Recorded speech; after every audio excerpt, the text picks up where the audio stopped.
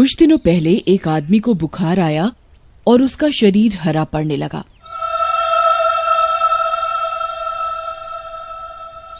उसे देखने गांव के बाकी लोग आए कि आखिर क्या मामला है।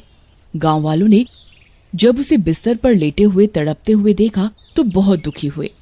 हाय, ये दर्द लगता है जान लेकर ही मानेगा।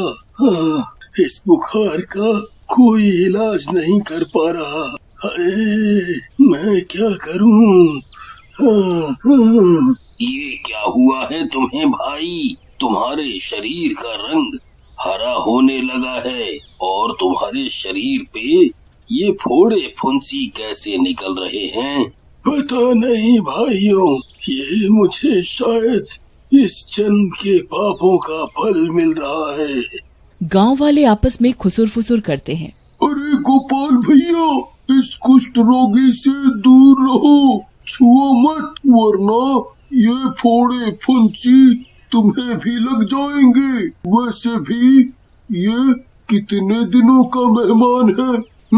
सही कह रहे हो भैया, कितनी बुरी हालत हो गई है इसकी।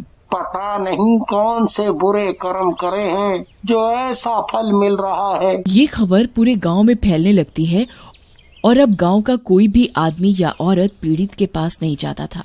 उसकी हालत दिन पर दिन और खराब हो गई और देखने में वह बहुत बदसूरत लगने लगा। कोई भी उसकी शक्ल देखना पसंद नहीं करता था। फिर एक दिन, अरे भाइयों, मैं क्या कहता हूँ कि इस कुष्ठ रोगी को गांव के बाहर फेंक आते हैं। इस मनहूस की जब भी बात होती है दिन खराब हो जाता है। हाँ, सही बात है। गांव में रहेगा तो इसकी बीमारी पता नहीं कितनों को लगेगी। सारे गांव वाले उसे उठाते हैं और गांव के बाहर छोड़ आते हैं। अरे, ये तुम लोग क्या कर रहे हो? मैं भी इस गांव का हिस्सा हूँ। मैंने भी इस गांव के लिए काफी कुछ किया है। अब मेरा समय खराब है तो तुम लोग मेरे साथ ऐसा नहीं कर सकते। चल चल, पड़ा रहे यहीं। तेरे लिए अब हम पूरे गांव को खतरे में नहीं डाल सकते। पता नहीं क्या रोग लेके चल रहा है।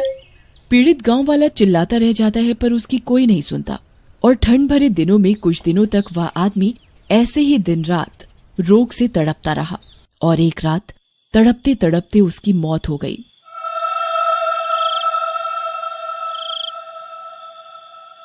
इतनी बुरी दर्दनाक मौत के कारण वह एक शैतान बन जाता है।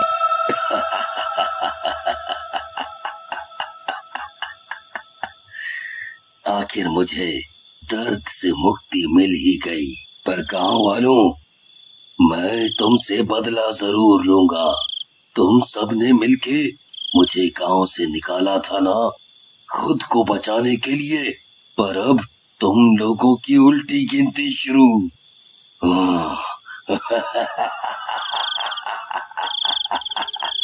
और वह शैतान गांव में घुस आता है। रामू अपने खेतों में काम करके कुछ देर आराम के लिए वहीं छांव में सो जाता है। सबसे पहले तो तू ही मरेगा। अच्छा हुआ जो मुझे यहीं मिल गया। फिर गुस्से में शैतान सोते हुए रामू के हाथ में अपने नुकीले दांतों से काट लेता है। अरे भाई, कोई मेरी मदद करो, अरे मर गया रे। जिसकी वजह से उसके बीमार शरीर का वायरस रामू में चला जाता है।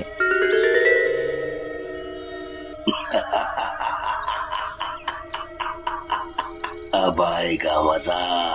और वो वहाँ से चला जाता है। 2-3 दिन बाद रामू की तबीयत और भी ज्यादा बिगड़ जाती है और उसके शरीर में फोड़े फुंसी निकलने लगते हैं।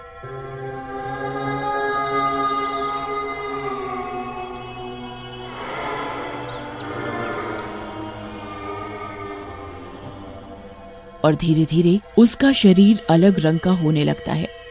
अजी, ये आपको क्या हुए जा रहा है? आप कितने डरावने लगने लगे हो। मैं आपके साथ नहीं रह सकती। अरे भगवान, तुमने तो कसमें वादे किए थे कि पूरी जिंदगी मेरी सेवा करोगी और 2 दिन में ही परेशान हो गई। जी, आपका ये रोग मुझे भी ना लग जाए। मैं तो अपने मायके जा रही हूँ। और वो चली जाती है। रामू दर्द में चिल्लाता रह जाता है, पर रामू की हालत की वजह से सभी उससे दूर ही रहते थे और इसी तरह रामू की मौत हो जाती है। शैतान यहाँ एक एक करके सारे गांव में अपना सुपर वायरस फैला रहा था। गोपाल, कृष्णा, पीकू और न जाने कितनों को उस सुपर वायरस शैतान ने संक्रमित कर दिया और एक एक करके सब मरते जा रहे थे। गांव में तो मानो वीरानी छा गई हो। मेरा बदला अब पूरा हो रहा है।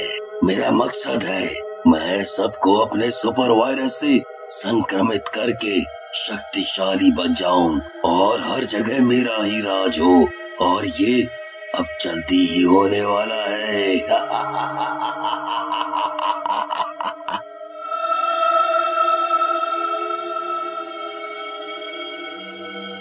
उसी बीच शहर से हरिया का एक रिश्तेदार आया जिसका नाम राम किशन था, जो कि शहर में बहुत बड़े अस्पताल का डॉक्टर था। हरिया को बीमार देखकर वह दुखी महसूस करता है। अरे हरिया भैया, ये तुम्हें क्या हो गया है? तुम्हारी तबीयत इतनी खराब हो गई और तुमने मुझे खबर तक नहीं दी। अगर मैं आज घूमने नहीं जाता तो मुझे पता ही नहीं चलता। और ये बताओ भैया, कैसा माहौल है गांव का? गांव में इतनी शांति कैसे है? अब क्या बताएं तुम्हें, पता नहीं हमारे गांव को किसकी नजर लग गई है। गांव की तो जैसे शांति ही चली गई है, जिसे देखो बीमार ही पड़ा जा रहा है और एक एक करके सबकी मौत होती जा रही है। रामकिशन ये सुनकर थोड़ा दंग रह जाता है। अच्छा, पर ऐसे कैसे? जैसे मेरे शरीर पे फोड़े निकले हैं, ऐसे ही बाकी सबके शरीर पे निकल रहे हैं और बुखार खांसी बढ़ते ही कुछ दिनों में सबकी मौत हो जाती है। पता नहीं मैं भी कब तक जीवित हूँ। जब तक चल रहा है चल रहा है। जहाँ भगवान का बुलावा आएगा मैं भी चला जाऊंगा। रामकिशन बहुत दुखी होता है। तुम चिंता नहीं करो, तुम्हें कुछ नहीं होगा। अब मैं आ गया हूँ ना। और वह हरिया का ब्लड सैंपल लेकर उसी वक्त शहर निकल जाता है। वहाँ जाकर वह लैब में खून की जांच करता है तो हैरान रह जाता है।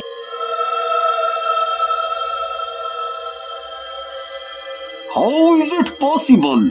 आज तक साइंस में ऐसा कभी नहीं हुआ। What happened, doctor? लुक, इस ब्लड सैंपल में एक वायरस के रूप में शैतान का चेहरा नजर आ रहा है। कुछ चीजें ऐसी होती हैं जहां साइंस काम नहीं आती। इसका जवाब तुम्हें साइंस से नहीं, किसी तंत्र मंत्र से मिलेगा। रामकिशन उसी वक्त वहाँ से निकलता है और एक बड़े ज्ञानी बाबा के पास जाता है और उसे पूरी घटना बताता है। मैं समझ गया वत्स, चलो मुझे उस जगह पर लेके चलो।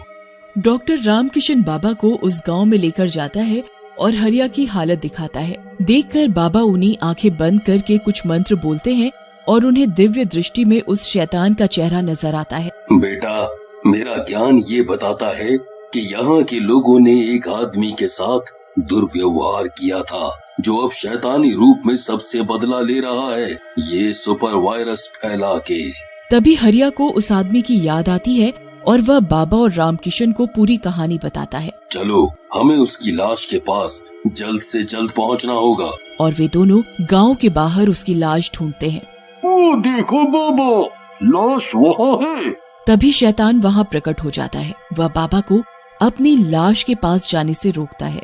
बाबा अपनी ऊंची विद्या से उस शैतान को बंदी बना देते हैं और उसकी लाश को नष्ट कर देते हैं। जैसे जैसे उसकी लाश नष्ट हो रही होती है, वो शैतान भी अपना अस्तित्व खो देता है। फिर बाबा हरिया के पास आते हैं और उसे भी चमत्कारी शक्तियों से ठीक कर देते हैं।